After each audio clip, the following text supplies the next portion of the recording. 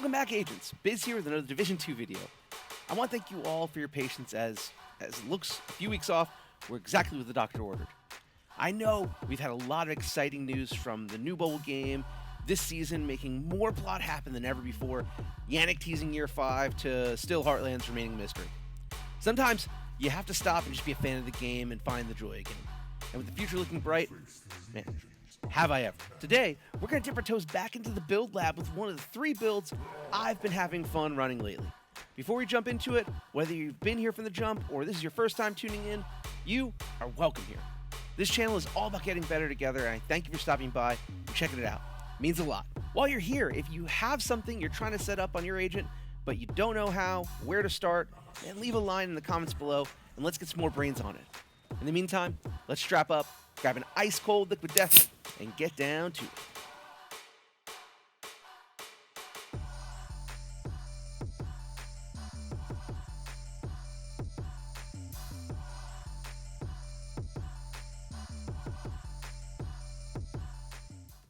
Okay, so let's start off with how much I did not see this season's ending coming.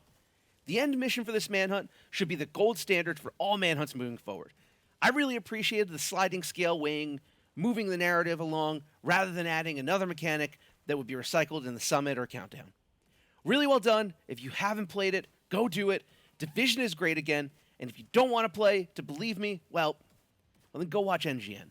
On top of that ending to the season, we got an announcement that the mobile version of this game is in the works and is looking like a return to Manhattan. Exciting times on the horizon there.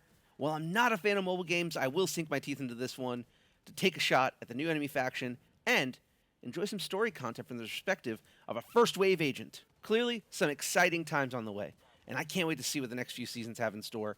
I really think Snow's coming at some point. Don't hold me to it. But in the meantime, there is still fun to be had. For me, that fun has been trying out pieces I haven't used in some time or have never used before and stretching my abilities in this game. I mean, I tend to gravitate towards damage, up close and personal. The more crit, the merrier.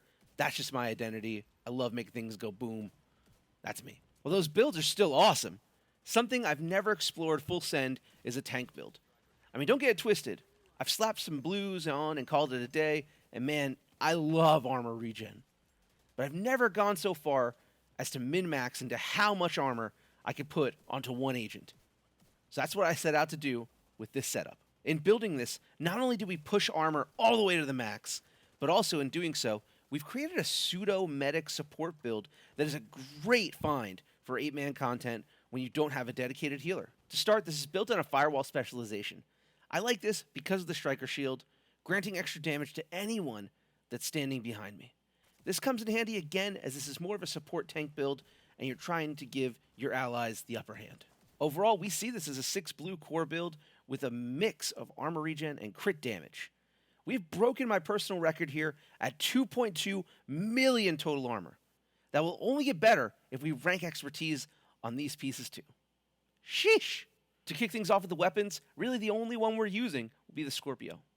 Now this exotic shotgun is literally an easy button for this game. Its septic shock talent will deal stacks of venom that will apply more status effects the more stacks that are applied. In PvE, those stacks will deal poison at 1 stack, disorient at 3 stacks, shock at 6 stacks, and at 7 stacks, the marked target will take 20% extra damage from all sources. That means you, your skills, and your allies. For the other weapon, I really like the Grudge here with Perfect Vindictive.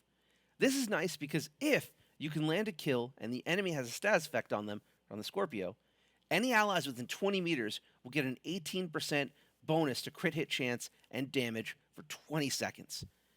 Getting the kill is a big if, but should you get it, even more support for your team. As we move into a high-level overview of this setup, we see 2 pieces of Badger Tough, 2 pieces of Foundry Bulwark, and 1 piece each of Heligard and Uzina Getica.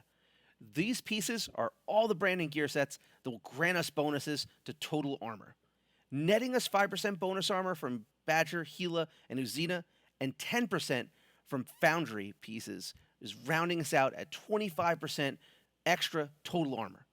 Very nice. We're also going to be using named pieces for the chest and backpack. Starting at the chest, we have the POINTMAN.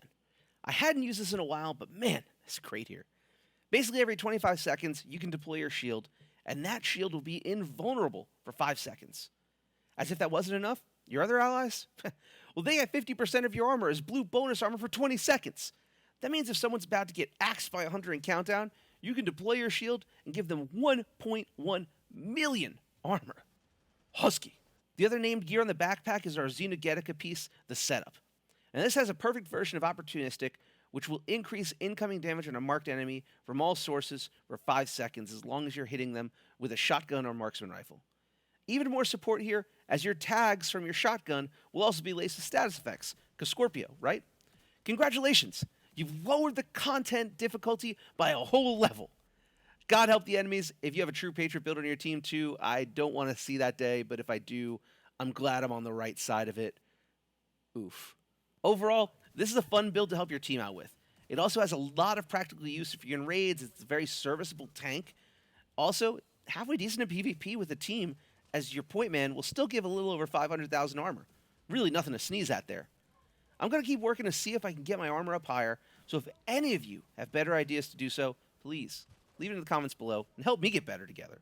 Right? Either way, this is where I leave you all. I got to go see a pool about some hot weather. I hope you enjoyed this video and took something from it. If you did, please consider helping the channel that helps you out and hitting that like and subscribe button so you never miss an update. I'll catch you all next time. Biz out.